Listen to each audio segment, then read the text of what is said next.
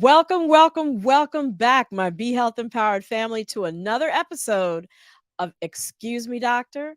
My name is Dr. Melissa Clark, and of course, you all know me and call me Dr. Mel. I am delighted to be back here with you this week. We are here each and every week doing what we do on Excuse Me, Doctor, bringing you the facts, the information that you need to make all the best healthcare decisions for yourself, your family, and even your community. And of course, we stream on YouTube. We're on Facebook. We're on blackdoctor.org. We're on all different platforms. And we're taking questions live. So make sure that you are typing them in the chat because that's what we're here for, to make sure that you get your questions answered. And of course, if you're new to the show, I would absolutely love it if you could hit like if you're listening to us on Facebook and subscribe if you're listening to us on YouTube. I really appreciate you for doing that. And of course, again, remember, put those questions in the chat. And now we are going to get into creating an amazing week for ourselves by covering all the health topics that we have on tap for you tonight. It's going to be a fantastic show. And to make it even more over the top, you know what I got to do? I have to welcome my incredible co-host, Mr. Wayne Bruce. Where are you? I'm here, Dr. Bell. I'm here. How are you? How you doing today? I'm doing good. I'm doing good. Thank you for being here with us to bring the word from the street. What's on everybody's mind, representing everybody's voice in the studio. You know, you said that too proper. It's the streets. I'm from the streets. Yeah. Okay. All right. Well, I like the choker look, Dr. Bell. Well, thank you. Thank you. You know, I'm just trying to make that blue pop. You know what we got to do before we go on today's show. I have back for her second week as a guest host. Back for her second week, hailing from the Windy City and the city of, what is the city of Raleigh from? Anyway, hailing from all Fayetteville. Fayetteville. There you go. We have our guest host this week again, week 2, Swayzine Bryant. Yay! All right. Hi, Wayne. Hey. Swayzine. Hey, Swayzine. Do we have? Excited to be back. I can't find applause on this thing. We are excited to have you while he's finding the applause. There we go. The eyes don't work as fast now. Hey, but you made it happen. And Sway knows, but we are excited that she's here as our co-host to round out the show. Thank you. So it's an exciting show this week. Once again, it's not exciting, but it's poignant. I have to remind everyone just about the poignancy and what's going on in our country and all over the world right now. What's going on with these drug overdoses. And it seems like everybody's mental health just really took a hit during the pandemic. Yeah. And even before the pandemic, we have lost so many greats to overdose, right? And whether it's narcotic overdose, but specifically fentanyl, Prince comes to mind, right? Yeah. Michael K. Williams, the incredible actor from The Wire. I mean, overdose deaths have quadrupled since 1999. And in the past 5 years, they've jumped from 70,000 deaths a year to 90,000 deaths a year. So, wow. You know, if you don't know what fentanyl is, you got to know what it is by watching the show tonight, because we're going to break it down. It's fueled a lot of loss of life, and young people are especially vulnerable to it for a variety of reasons we're going to get into. So I hope everybody is sharing again this episode, because this is going to be critical. This is a really important show. It is critical. It was so critical that actually you were on the Red Table Talk talking about this subject. This is true. with Jada Pinkett Smith. This is true. She had me on as her subject matter expert. What was that? Back in June, I think that episode came out. It was great to be interviewed by her, but the episode itself was incredible because they interviewed three incredible people who had either been victims of fentanyl overdose and survived, Wow. or had found their loved ones dead. So, due to fentanyl. So, yeah, it was a really powerful episode. I was honored to be the doctor in the studio talking to points about what everybody needs to know about fentanyl. Well, let's kick it off. Let's get the week that was in health and wellness. Okay. All right. Yep. Yeah, Dr. Mel, I've always been coming to you from a COVID update. And, here we are. We're still dealing with COVID, but I heard it might be getting a little bit better. Well, we are still on that downward trend that we've had for the last couple of weeks with hospitalizations, deaths, and even cases now, which is a beautiful thing. Mhm. Yeah. So It's on a so downward. so we're on a downward trend, and the reason why I think that is we haven't had any new variants pop up, in the past couple months. BA.5 is still what's out there wreaking havoc, and so lots of people have had it by now. We know that in addition to the high rates of prior infection, we also have pretty decent vaccination rates. And then there was a new study that was done in the prison system. Now, the prison system, obviously, because it's going to be hard to isolate from people in the prison system. And so we saw from this study that people who got infected with the Omicron variant Yep. were less likely to spread the virus to others if they had both been vaccinated and had a prior infection. Those were the people who were least likely to spread. And each vaccination dose that a person has had reduced the risk of passing COVID on by about 12%. So that's good. Okay, we'll take it.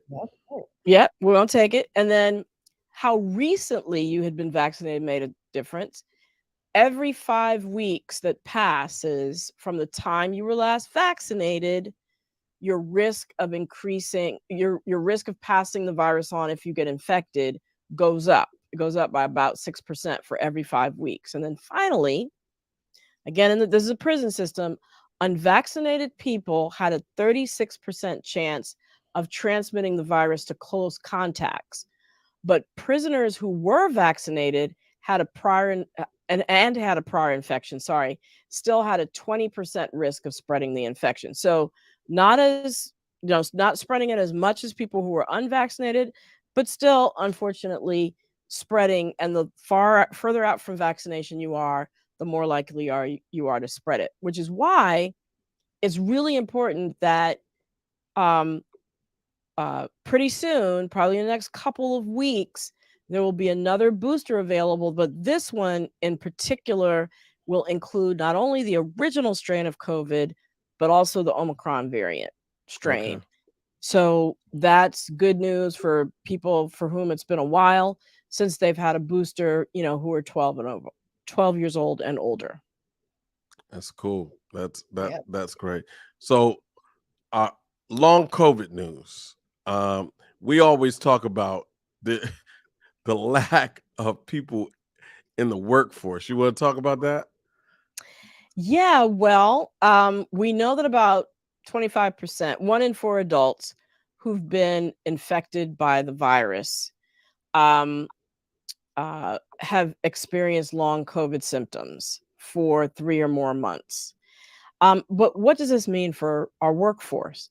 Well, the Census Bureau has come out with a study that shows that around 16 million working age Americans have long COVID today. And of those 16 million, somewhere between 2 to 4 million are out of work due to COVID today. So they're disabled. Wow. That's huge. That's a lot incredible. of people. It's a lot of Yeah. people. And so, yeah, go ahead. I even read something about long COVID and men's health issues. Yeah. Before we go any further, I like to say this. We've been playing a PSA at the end of the broadcast for the past few weeks. It's actually, we produced it. The BHE group wrote, produced, directed, and it's Distributed. distributed, and it is incredible. But it speaks to our next issue with long COVID, doesn't it, Dr. Mel? Yeah, So it does. This in particular. it's called COVID Comes to Dinner, the Robinsons. So I guess I should thank the Robinsons. They invited me. They still don't know. I hooked up with Dave 3 days ago. He'll start coughing tomorrow. And I bet in 10 days he'll be on a ventilator. Now his wife, she's not vaccinated because she thinks it'll prevent her from being pregnant. But what they don't know is that I can decrease sperm count. Sorry, Dave. Good luck with that. Whoa.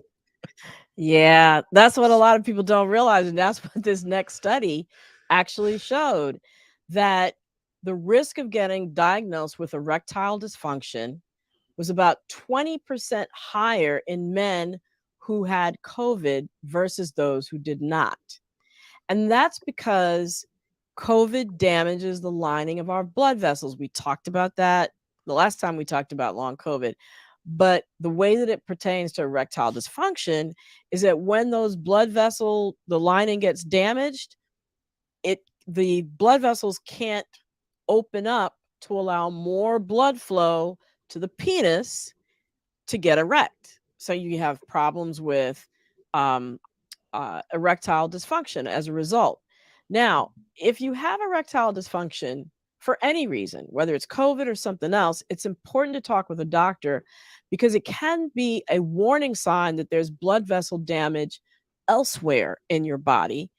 And elsewhere in your body, especially your heart and your kidneys, can lead to pretty serious things like kidney damage or heart attacks. So, really important, if you do have erectile dysfunction, don't keep it to yourself. Don't feel like it's a, stain on your manhood or something. Talk to your doctor about it. Let them know, because it could be a risk of something more serious.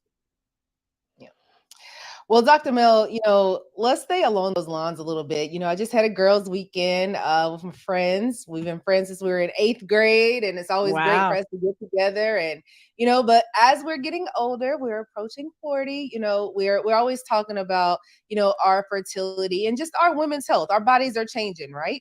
So I heard that extended fertility can actually help women stay healthier. Well, it's still a question mark, and it goes a little something like this. So the ovaries are the one organ in a woman's body that ages twice as fast as all the other tissues. So think about it. When you're in your late 20s and early 30s, and I can't believe that you're already approaching 40. I'm just trying to sit with that for a second. But anyway, so the rest of a woman's body is still functioning at peak performance, but your ovaries at that age, late 20s, early 30s, are already showing signs of aging. So yeah. And I remember a couple of weeks ago, you did a whole episode on menopause with Dr. Sharon Malone. And if you're out there in the audience and you missed it, go to Dr. Mel's YouTube page and you can catch that episode. But Dr. Mel, I remember that conversation. Tell us a little bit. Yeah, so that had a great tie-in to this particular story, because we talked about how when your ovaries stop working due to menopause, they stop making that cocktail of hormones that are important for general health. And so you start to see the risk of stroke go up, heart disease, cognitive decline, insomnia, weakening of the bones or osteoporosis, weight gain, and even arthritis. So a whole bunch of things happen when that estrogen starts to go down. And it's even been found that women who have menopause later in life, like age 50 to 54, tend to live longer than women who have menopause in their early 40s. So it really does seem that if you could prolong menopause and push it further out, that you would be helping to keep women healthier for longer. So we don't know the answer to this question, but the good news is that the NIH is funneling resources and money into more research on women's health, which we've been shortchanged as women all along in terms of the resources available. And they're going to start looking at these very kinds of questions, like, why do we have menopause in the first place? We're only one of 4 mammals that actually go through menopause. The others basically are all in the whale family. Okay. Wow. Yeah, pretty interesting. And then also looking at whether extending fertility might also extend the lives of women. So something to watch out for. Normally, the things that we talk about, there's sort of an action item for everybody to do, but I thought this was just so interesting. I just wanted to mention and bring it up Well, for everybody to know. Me and my girlfriends, we're gonna keep coming back, for the Yeah. update on this one. Yeah, absolutely. Keep it coming. The next number 4, man, Paxlavid mouth. So I had a short bout, thank God, double boosted, Yeah. totally Thank vaxxed God. with, Mhm. pray to God, with COVID. And I was prescribed Paxlavid. And It was great delicious, medicine. wasn't it? It was. It actually tasted like I sucked on a metal pole or some metal. It was a tough swallow. I had to have juice. Everything tasted bad for the entire 5 days. So, but it's a good thing you got to the end of those 5 days, because a lot of people have that same experience that you did with Paxlovid, and it keeps them from finishing the entire 5 days. And that's a shame, because the entire course is associated with decreasing risk of hospitalization by 90%. It's extremely effective. So, I have some tips for people if they're taking Paxlovid to how to get rid of that terrible metallic taste. Some people say it tastes like rotten milk. Some people say it tastes like trash. Whatever it comes out to be for you, these are some things that work. So, consuming things that bind the taste receptors in your mouth, that's the key. So, what are they? Cinnamon gum, lozenges, mints or minty mouthwash. You can coat them with chocolate milk or a spoonful of peanut butter. Any of those things can work. Coat Paxlovid with chocolate. No, your taste buds. Oh, Your taste buds. because that didn't sound right, Dr. Mill. No, you're coating your taste buds with No way chocolate I'm milk, gonna put peanut butter. peanut butter on my Paxlovid. Right, and nor should you. So yeah, Thank you. you're just gonna eat those before you take the Paxlovid. Okay. All right, That- Dr. Bill. Speaking of chocolate milk, sugar is one of those things it's never been good for us. We're always, in our community worried about diabetes. We know someone with diabetes, and to be honest, sugar was one of the crops that we know that's why our ancestors came over here to work those crops, and they were unfortunately in conditions that didn't keep them alive very long. So Right. tell me what you think about this sugar. Yeah. Well, sugar has never been good for us, like you said. For that reason, it directly contributed to the death of our ancestors, but now it's killing us in other ways.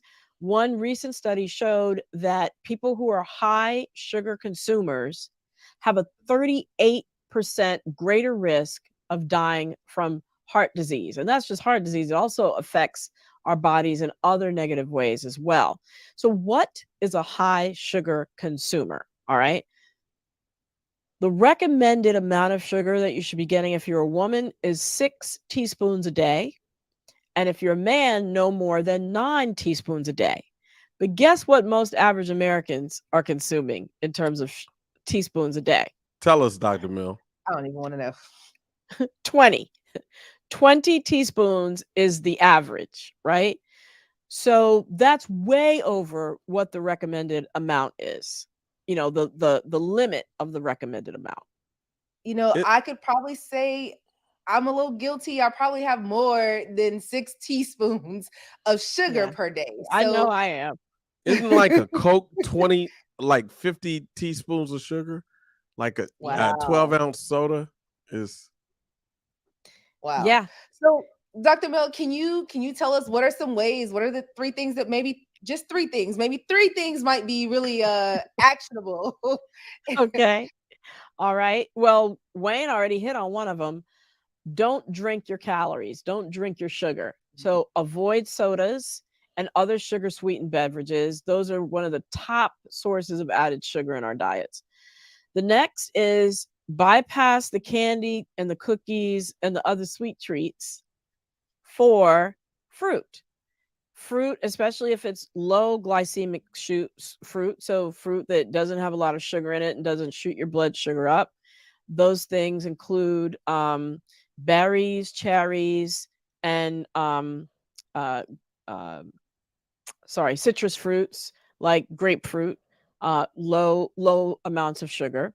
And then the third, avoid processed foods that have added sugars. So those are things like sweetened breakfast cereals, packaged baked goods, even my favorite ketchup. I'm known for, eating maybe a plant-based burger with my ketchup, right? So I know I got to cut back there.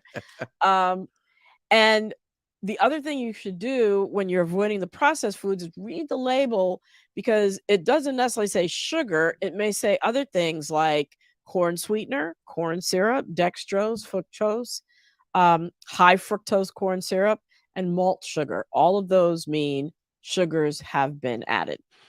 Wow. Another thing. That's work to do. There goes the neighborhood. You know what time it is, though. No, no clue.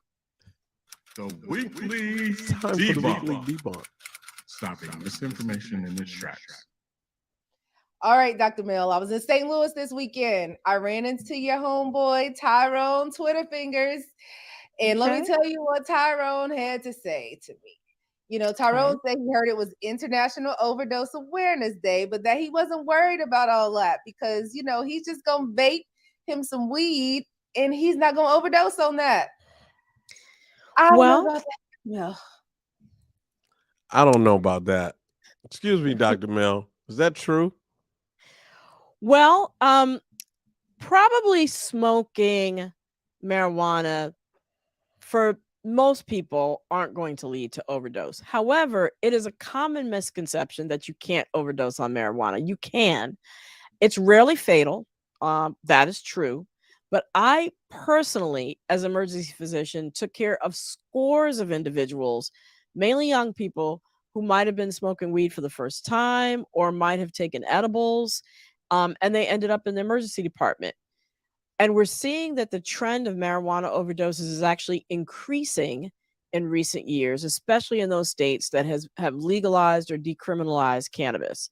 So especially people who have used edibles for the first time, they don't often realize that taking marijuana orally has a slower onset of effect. So they'll take it and they won't feel anything like in the first 5-10 minutes. They're like, okay, let me take another one and then another one and then another one. And pretty soon they're having effects like high levels of anxiety, rapid heart rate, dizziness, poor coordination, either very high or very low blood pressure, something called the cannabinoid hyperemesis syndrome, which just means nonstop nausea and vomiting, and marijuana-induced psychosis, which is the worst end of the spectrum, along with the vomiting, which is extreme confusion, memory problems, and hallucinations. So it is possible to overdose. Be very clear about that, and especially if you're using edibles and you're using them for the first time. There goes that vape pen. So please let Tyrone know. And thank you both for joining me to do the recap and the debunk. And we're going to see y'all back in a little bit. All right. All right. All right.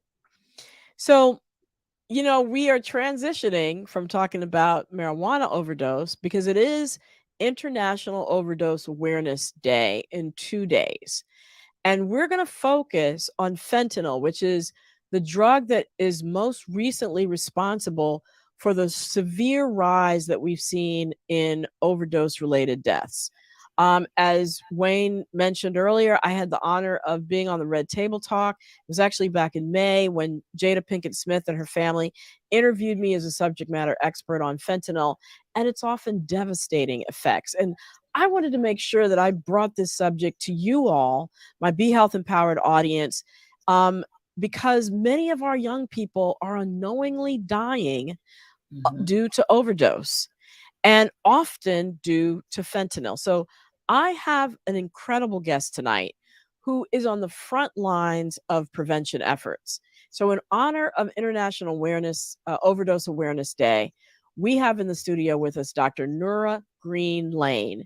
She manages the DC Opioid Response in an area of Washington, D.C., Ward 7 and 8, where there's a disproportionately large number of overdoses compared to the rest of the city. And she does that through managing the DC Prevention Center that's located in Ward 7 and 8. The center provides technical technical assistance, grants management, drug surveillance, opioid prevention education, and harm reduction best practices to people and families in the community. So thank you so much for joining us, Dr. Lane. Thank you for having me, Dr. Mel. Great show. Absolutely. Well, good. Let us start at the beginning. What's fentanyl? What is it? Well, fentanyl is a synthetic opioid. It is prescribed to help individuals that have chronic conditions, very chronic pain. And it's also for those individuals that are undergoing cancer treatment. So it's on the high spectrum. It's a controlled substance, controlled 2 substance. Right. And so if it's being prescribed by doctors for legitimate uses like controlling acute and chronic pain, why is it causing so many deaths? Well, it got out into the black market and it got into the illicit drug trade. And because it is 100% lab made, individuals figured out what those chemical compounds were and were able to replicate it in labs or either in homes. And as a result, the drug trade, most of those compounds are coming from Asia through different drug cartels and into the United States. And then, of course, the way it's handled in the drug markets and in places and spaces that are using it illegally. So how is it making its way into drug supply? I mean, are people going out and seeking fentanyl, or are they getting exposed to it some other kind of way?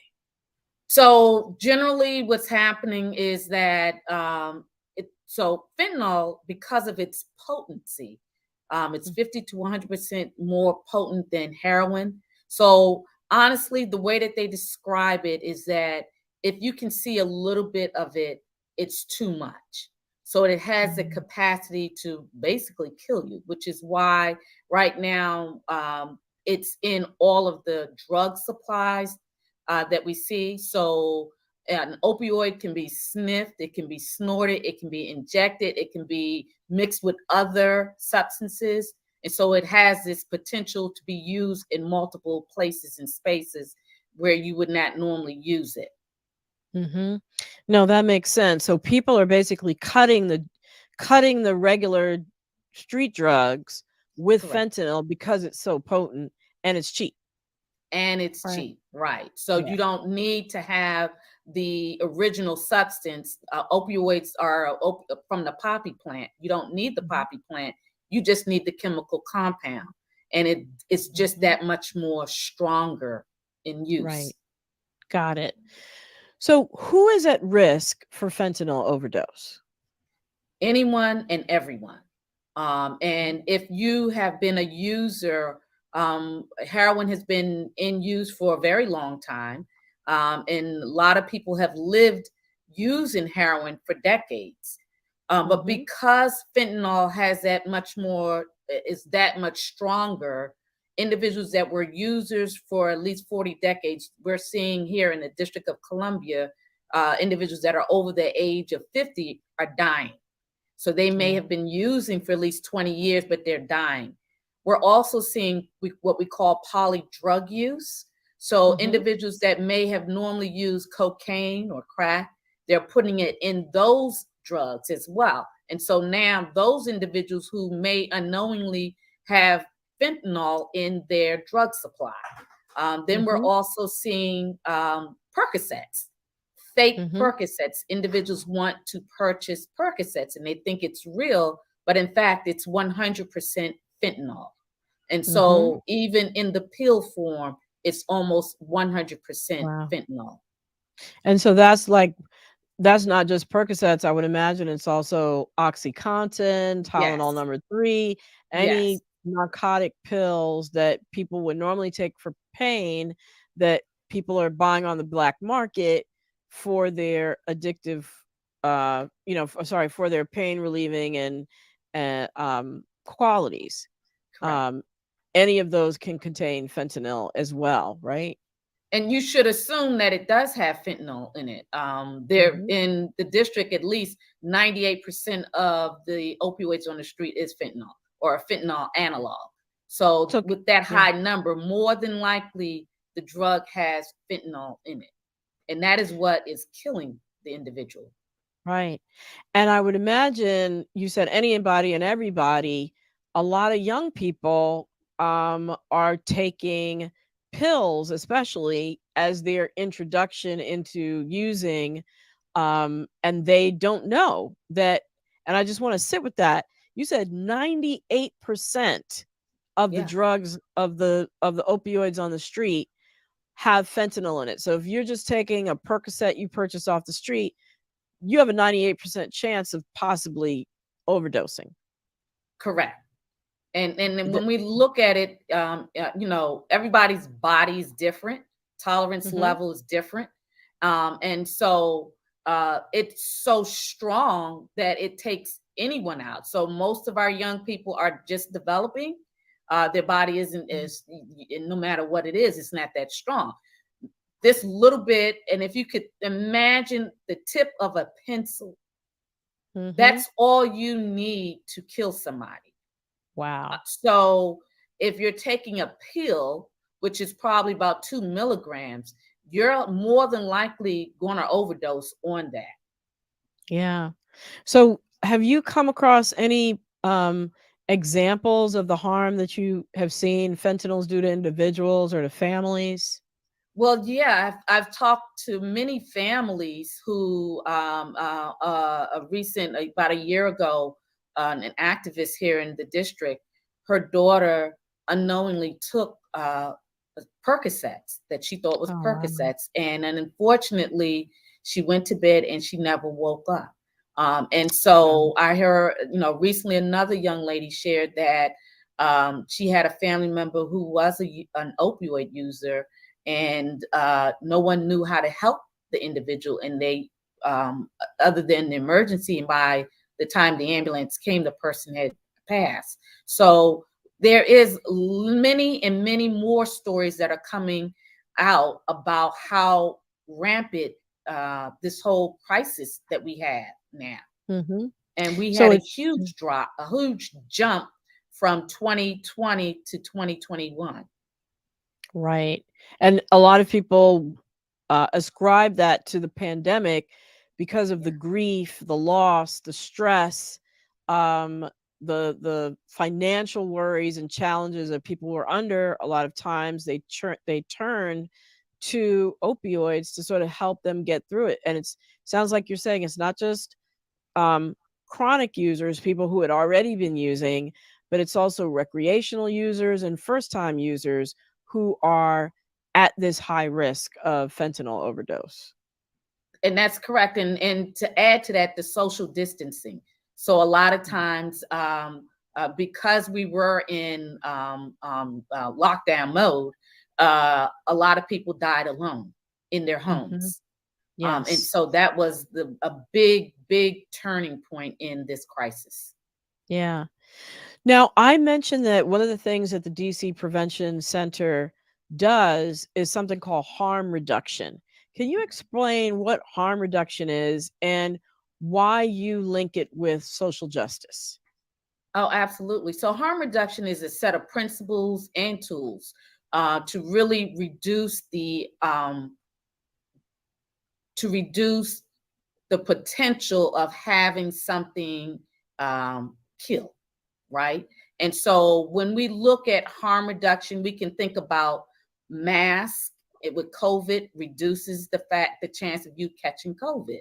If we think about HIV and other STDs, utilizing condoms help to reduce the potential of catching an STI or any infection like that. And so when we look at, in terms of the opioid crisis, harm reduction includes syringe exchange. So in ensuring that individuals who shoot opioids are able to have clean needles. The other thing that we utilize now is called naloxone or Narcan, which is a nasal spray, and it brings individuals back from an overdose so that they don't die from it. It's only temporary, so you have to get a medical care, but it relieves the individual immediately from the overdose. So essentially, you're putting a person into an immediate withdrawal. Right. And so so naloxone or Narcan, I want to underscore that, people are being taught how to use Narcan. The person will wake up immediately, but a lot of times what they overdosed on sticks around in their system. So when the Narcan wears off, it can still kick back in and put them right back where they were. So that's why it's important to get them to definitive care, to a hospital. But why do you call harm reduction social justice? Well, when we think about individuals who've experienced, especially illicit drugs, and that in particular in Black and Brown communities, where we've had the issue of the crack crisis that we once had, heroin back in the 70s. When we think that we really tried to, we were very harsh with individuals that had addiction problems, and we locked them up. And so when we think about harm reduction, it's really about thinking about the person as an individual who has a problem. Let's say the individual had diabetes. Well, you wouldn't try to lock them up because they want more sugar. No, you address the condition. And so what harm reduction really does, it addresses those social injustices and disparities and provides them with the resources immediately, like Narcan or like needle syringes, to ensure that no one else can get Hep C or any of those other elements that could happen as a result of sharing needles. So harm reduction is really about addressing those primary the distinction where people are always being targeted because they have this condition. Got you. And helping to destigmatize it, I would imagine too. So Absolutely. is there a treatment for an opioid addiction or opioid use disorder? Absolutely. So we call it medically assisted treatment. There are several different treatments. Most famous is methadone. And what it is again a combination of a synthetic and a natural opioid. But what it helps to, under a doctor or a physician prescribed treatment, they're able to bring a person who's used to using illicit opioids into treatment. So they're getting medical care, they're monitoring how they're doing, so that if a person goes into immediate withdrawal, it can be detrimental to their body. So it's really trying to bring them down to a place where they can do some kind of maintenance, and over time, eventually wean them off. So it's not so rushed and hostile on their bodies. Because the body has adjusted to it. The body has developed a lot of adjustment to it. So you want to bring the person down. So we have methadone, we have buprenorphine, we have naproxen, we have Suboxone, and it's a couple of others that doctors prescribe. But these are all under a prescribed substance. So you're having a physician or someone that's medically trained to monitor this. But because we're in crisis mode, they've extended that to other individuals. So you're not just a medical doctor, but other individuals that are in the medical profession, like nurse practitioners. Exactly. Right. Yeah. Exactly. No, that makes perfect sense. And just specifically to call out two of the ones you mentioned, Suboxone and buprenorphine, you can just go to your regular doctor or a doctor's office and in confidence be prescribed those medicines. You don't have to go to a methadone clinic. So to get methadone, you have to go to special clinics, and sometimes there's stigma associated with going to those clinics. The great thing about buprenorphine or Suboxone is it's just by prescription. You take it, you go to the pharmacy, and you get it filled, just like any other medicine. What role does mental health care? You mentioned medication-assisted treatment. What role does mental health care play in all of this? Well, one of the things that you mentioned earlier was destigmatizing, right? The difficulties of individuals who have addictions or mental health conditions, the stigma of individuals experiencing those conditions and people thinking something that they're weak, they're unable to control. And so mental health plays a major role in if you're experiencing trauma and the only way that you want to deal with it is through self-medication, or you need other individuals that can help support and provide the counseling and community support to help you move through this process, right?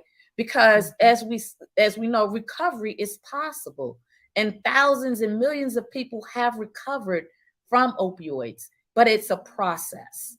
And having professionally trained individuals, counselors, and peer support to be there to help individuals as they encounter each of these steps as they move forward in this process. Because you got to meet people in different pathways, right, and be there for them. Yes.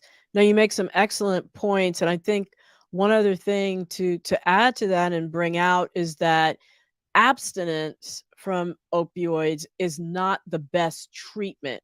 That that combination of medication-assisted treatment and mental health care together are really sort of a long-term treatment. So you mentioned diabetes as a perfect example. You wouldn't tell people, just abstain from eating, right? You treat people with insulin and other medications, which sometimes they stay on for life. Or sometimes if they're able to adjust their diet, which is very difficult, but they can do it, they can be weaned off insulin over time. But many people stay on it for a lifetime. There's no stigma associated with that. And the same for opioid treatment, that staying on those medicines for long term combined with mental health care has actually been found to be the most effective way to avoid relapse and going back to using. So we have to get Wayne and Sway back because they have all the questions from the audience.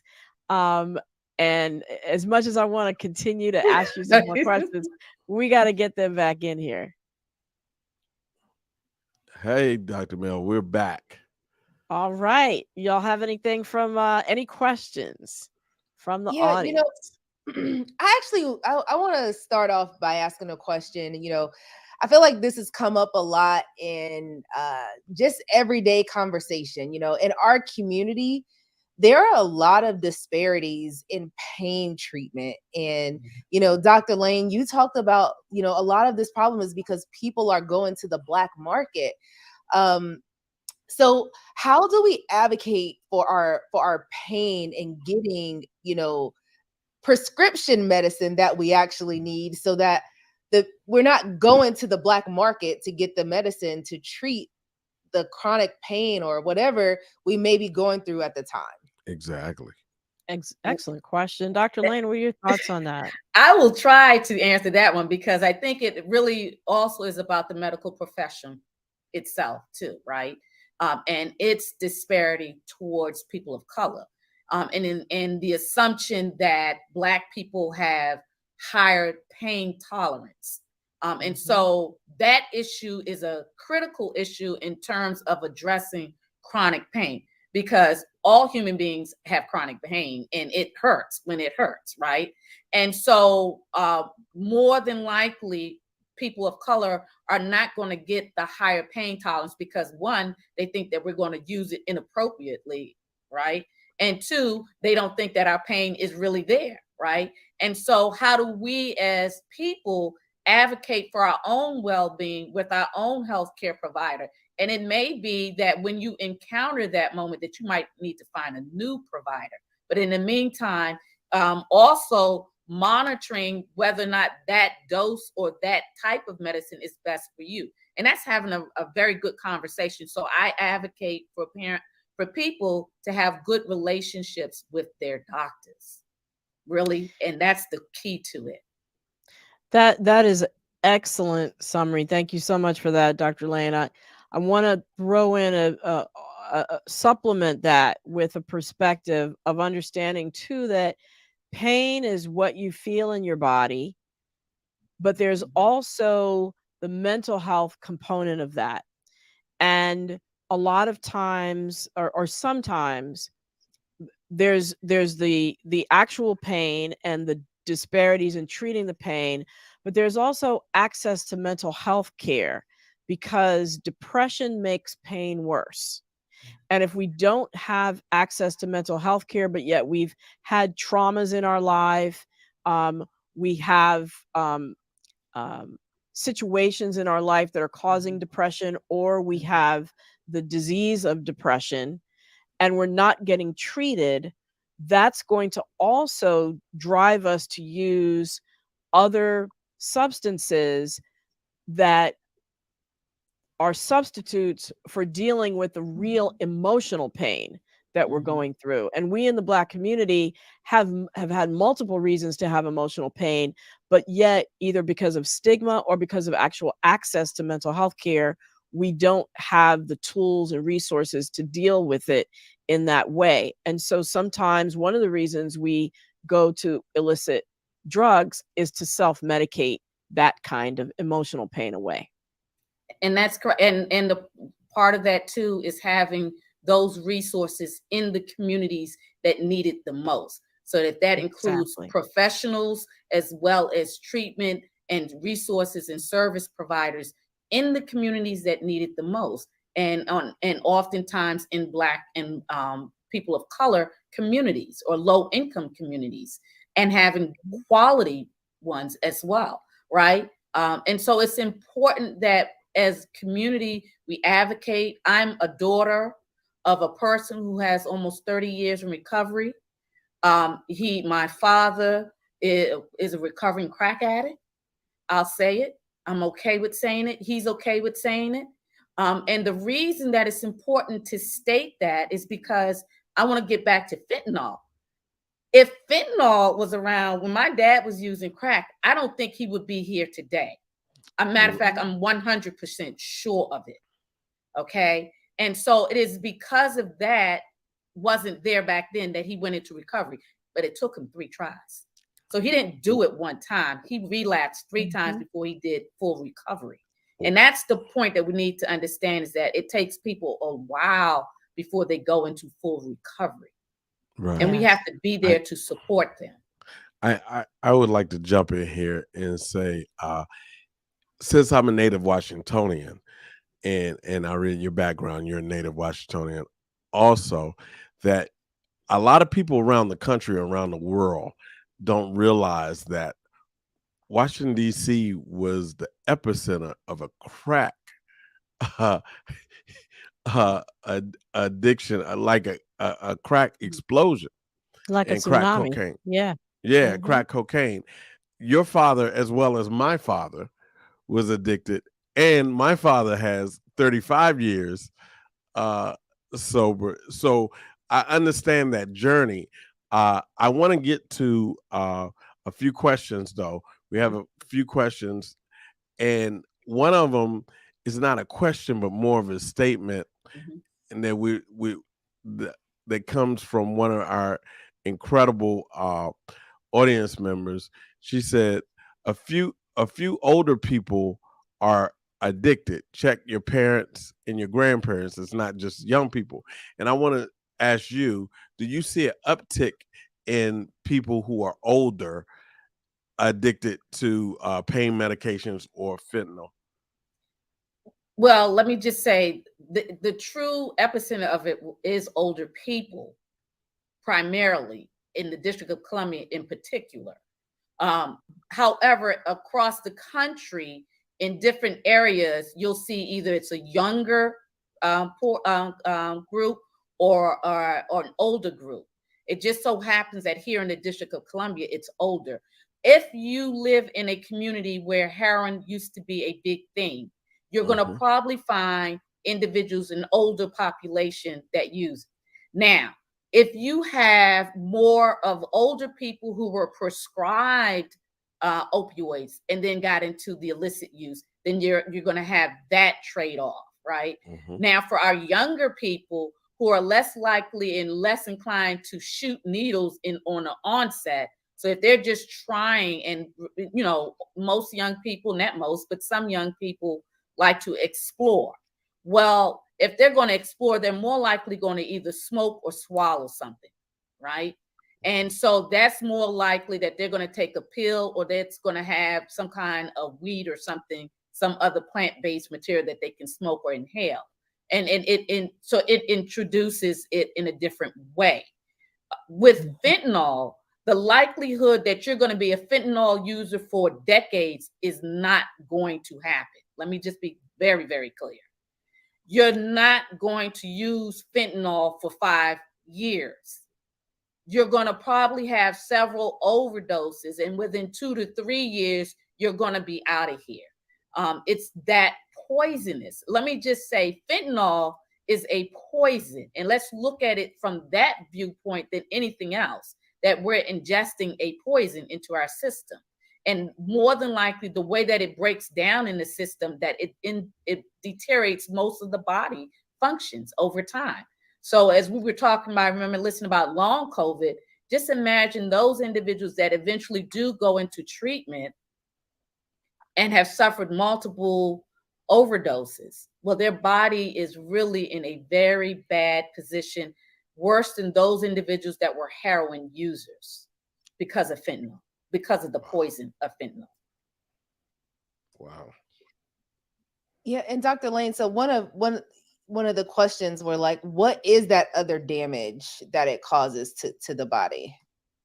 So we're looking at certainly the lungs, the liver. There's not a part in the body that fentanyl as a poison does not take hold of. Because remember, what it really does, it causes respiratory failure, right? So you stop breathing. So you're creating more oxygen, more carbon dioxide in the body. And so all of that's there in the body. And as the tissues don't have oxygen in the body, they're depleting their cells. So you're really destroying the cells of these major organs in the body that the body needs to function regularly. One of the people that was interviewed on Red Table Talk was a comedian who had used cocaine with 3 of her friends, and they didn't know that it was laced with fentanyl. And when she woke up, all 3 of her friends were dead. One of them, who had been playing the guitar, was still leaning back on the couch holding the guitar. And she was unable to walk because the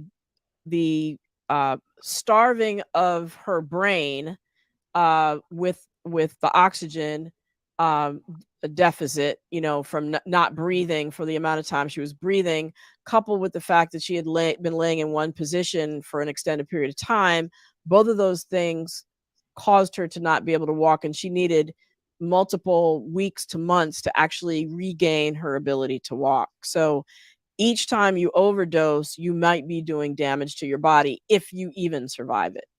That's right. Wow. That's right. We have another question, and Yvonne got some great questions. Does Medicare pay for methadone? Where do people go for help in our communities? Well, yes, Medicaid does pay for methadone. And there are several treatment providers in your community that you can check out. Now, they have a new number, 866. It's a national suicide number, but you can also call that number if you're seeking any type of concern around your health issues. If you're just crying out, there's someone on that line. So it's the national line. Mental health. And mental health includes substance use. Because when you're crying out for help, you're more likely to utilize a substance.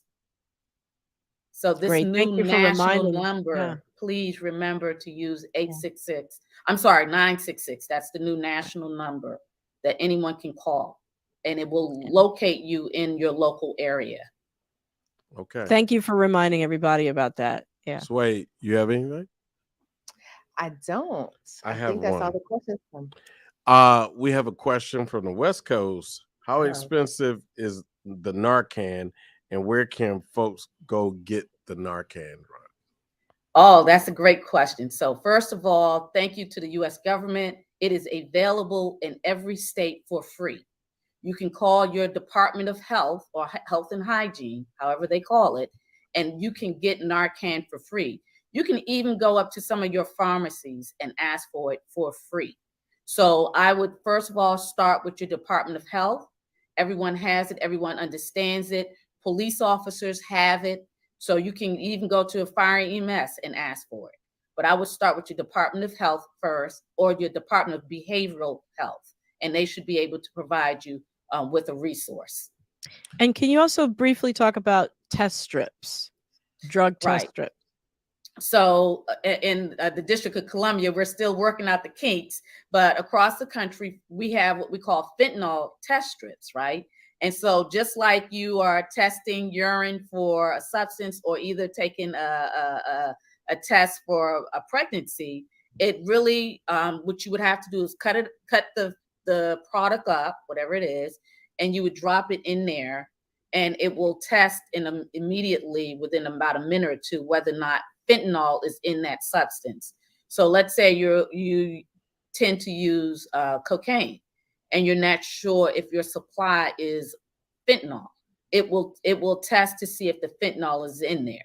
Let's say you're a heroin user and you're not sure if the supply has fentanyl in it. You test it and it'll tell you.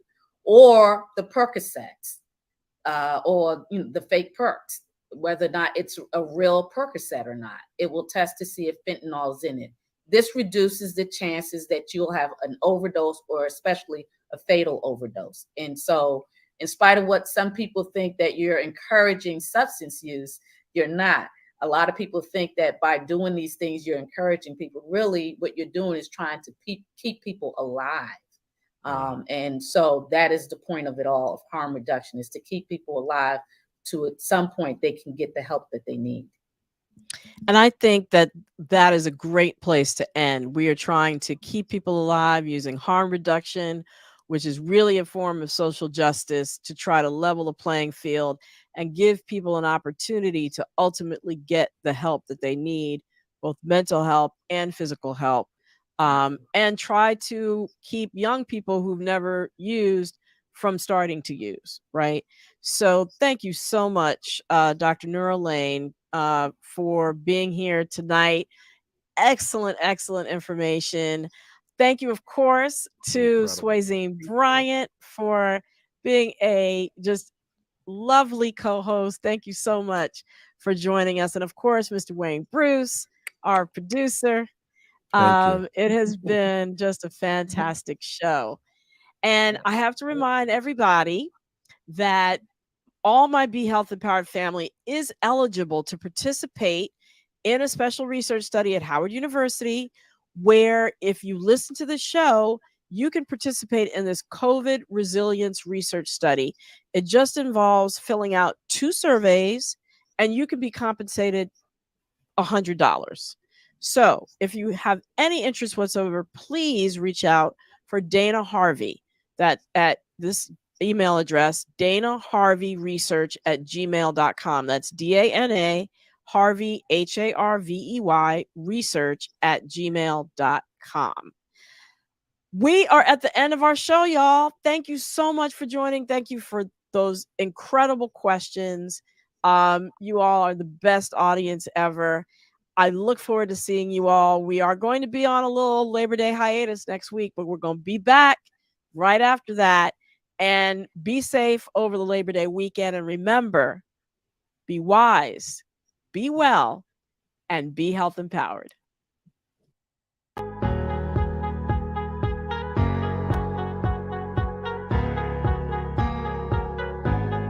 So I guess I should thank the Robinsons. They invited me. They still don't know. I hooked up with Dave 3 days ago. He'll start coughing tomorrow. And I bet in 10 days he'll be on a ventilator. Now his wife, she's not vaccinated because she thinks it'll prevent her from being pregnant.